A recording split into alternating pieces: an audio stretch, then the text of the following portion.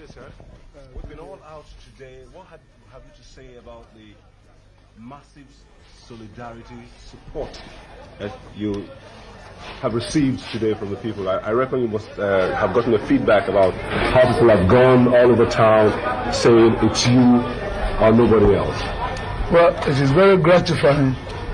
I've always known that the events of the last few weeks have, in fact, enabled people to make up their mind a lot more firmly. In fact, it has increased tremendously the public support that I have in the country.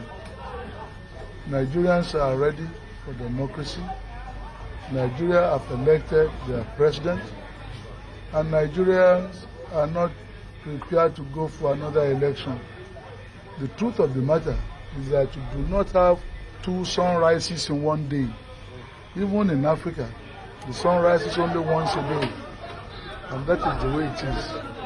The people have made it very clear that that is what they want. And I'm sure the purpose is to let government know that the people are very serious in what they are saying. Do you have any fears that some members of the SDP might give in to the new political arrangement that is being proposed? There's nothing like that. You see, given to what? What do they give in to? There's nothing to give in to.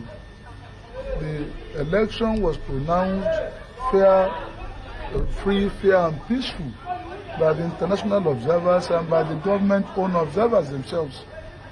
So what is there to give in to?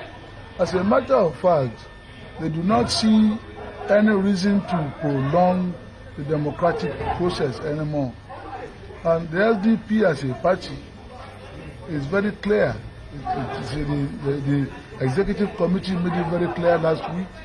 The meeting in Benin too has made it very, very clear, really doubly clear, that there's no question of the party going back. To go back is to tell the Nigerian people that we are not a serious party. We are a very serious party. There are, we understand, a few officers who are not happy about the result of the election. But a few officers cannot be more important than the generality of Nigerian people. 14 million Nigerian people voted in the last election, more than voted at the National Assembly election. And as a proportion, probably more than have voted in the United States election, the presidential election. So that in itself is a massive mandate. And I have 58.9% of the votes. I won in 20 states, and I won the 1/3 of the votes in 28 out of 30 states, and at the Federal Capital Territory of Abuja. There's nothing else. Do you think the president will backpedal? Well, it's not a matter of backpedaling. It's a matter of a misunderstanding. He was not accurately informed. For example, there were talks about bribes there were allegations of bribery to NEC. I've already said anybody with proof of that allegation should go to court. Bribery of an electoral officer, of a public officer, is an offense. It's really a felony under the law of Nigeria. The matter should be taken to a criminal court. And secondly, there were allegations that the turnout was low. That has been debunked. There were more voters during the presidential election than during the National Assembly elections. So that is not true either. There were allegations that the judiciary is being put into jeopardy or into ridicule. We were able to prove that neither of the two candidates went before any court. It was an illegal organization supposedly being sponsored by the government itself that took matters to court. That has nothing to do with us. There were allegations that large sums of money were spent, 2.1 billion naira. That was not true. I've denied it. The other candidate has denied it. In any case, there is no upper limit to the expenditure that can be incurred by any candidate in the presidential election or in any election under the law of Nigeria. All these are just trumped up charges, excuses as it were, not reasons. What message do you have, as the last question, to your teeming supporters across the country?